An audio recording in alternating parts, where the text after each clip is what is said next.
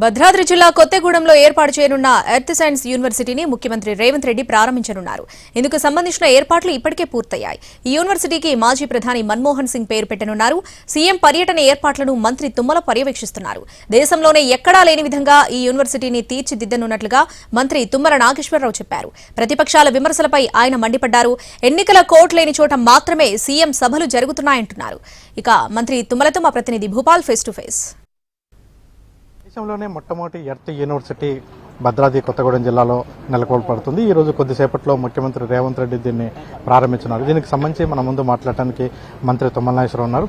చెప్పండి, earth science university ఉద్దేశం ఏంటి, ఎట్లా ఉండబోతుంది? ప్రతి రంగానికి ఈ యొక్క ఎర్త్ సైన్సెస్కి సంబంధించి ఇందుట్లో మైన్స్కి సంబంధించి geophysics, geochemistry, environmental, ఆఖరికి సముద్ర గర్భంలో కూడా ఏం జరుగుతుంది, ప్రపంచీకరణలో మొత్తానికి ఈ గ్రహాలకు సంబంధించి, రాకెట్కి సంబంధించి, శాటిలైట్కి సంబంధించి, సెల్ ఫోన్కి సంబంధించి, టీవీలకు సంబంధించి ప్రతి దాంట్లో వాడేటటువంటి మెటీరియల్స్ ఈ భూగర్భంలో ఉన్నాయి. కాబట్టి వాటినన్నిటినీ కూడా వాడుకునేటటువంటి విధానం, వెలికి తీసేటటువంటి విధానం, వాటిని మళ్ళీ సద్వినియోగం చేసుకునే టెక్నాలజీ మన దగ్గర లేదు. తీసే టెక్నాలజీ లేదు. తీసిన తర్వాత వాటిని ఎక్కడెక్కడ వాడుకుని ఇప్పుడు చైనా, జపాన్ వాడే మెటీరియల్ మొత్తం కూడా మన దగ్గర నుంచో ఇంకో చోట నుంచో వాళ్ళు తీసుకెళ్లి దాన్ని మళ్ళీ ఈ రూపంలో మనకు పంపిస్తున్నారు. కాబట్టి ఈ శాస్త్రానికి సంబంధించి నాకు పూర్తి సమాచారం లేకపోయినా కొద్దిమంది మీలాంటి విజ్ఞులను అడిగి ఈ ఎర్త్ సైన్సెస్ అని పెట్టి ఒక్కొక్క రాష్ట్రంలో, ఒక్కొక్క దేశంలో ఒక్కొక్క సబ్జెక్ట్ ఉంది. దీనికి సంబంధించి అన్ని సబ్జెక్టులు ఉండేటట్టుగా దీన్ని భవిష్యత్తులో అభివృద్ధి చేయాలని అంటే ఇది మీరు ఎర్త్ సైన్సెస్ యూనివర్సిటీ అని పెట్టమన్నారు. దానికి ముఖ్యమంత్రి గారు కూడా ఆయనకున్న సమాచారం ప్రకారంగా బాగుంటుందని చెప్పారు.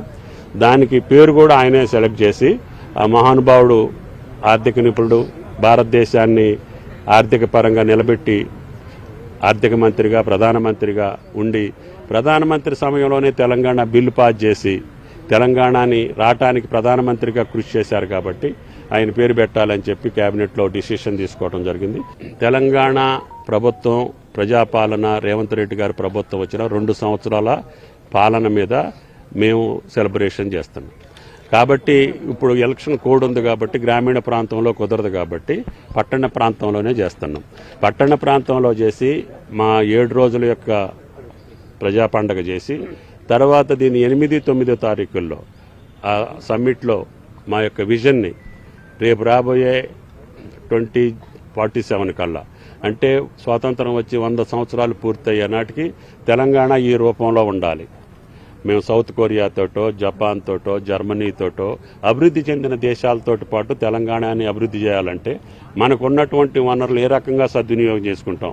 ఇండస్ట్రీస్ కావచ్చు, వ్యవసాయం కావచ్చు, ఎడ్యుకేషన్ కావచ్చు, హెల్త్ కావచ్చు, ఎన్ని ఇన్ఫ్రాస్ట్రక్చర్లో అన్నిట్లో కూడా మన రాష్ట్రాన్ని ఈ రూపంలో పెట్టాలనే ఉద్దేశంతో విజన్ డాక్యుమెంట్ కూడా తయారు చేస్తున్నాం.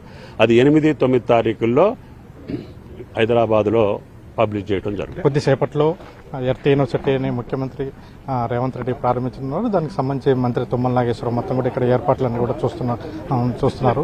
మొత్తం మీద ఈ ఎర్త్ యూనివర్సిటీ అనేది ఉమ్మడి ఖమ్మం జిల్లాకి ఒక తలమానికంగా ఉండబోతుందనేది కూడా మంత్రి తుమ్మల నాగేశ్వరరావు చెప్తున్నారు. కెమెరా పర్సన్ బుద్ధితో భూపాల్, ఎన్టీవీ, ఖమ్మం.